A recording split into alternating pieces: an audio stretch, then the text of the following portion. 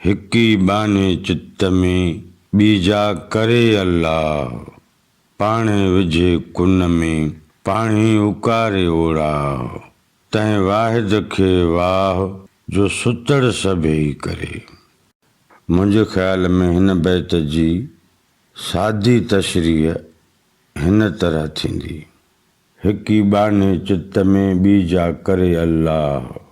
लतीफ़ साईं अल्लाह साईं जो शान बयान कंदे चवे थो त इंसान जे अंदर में हिकु सलाह हूंदी आहे ऐं ॿी जोड़ मुंहिंजे रब जलील वटि हूंदी आहे।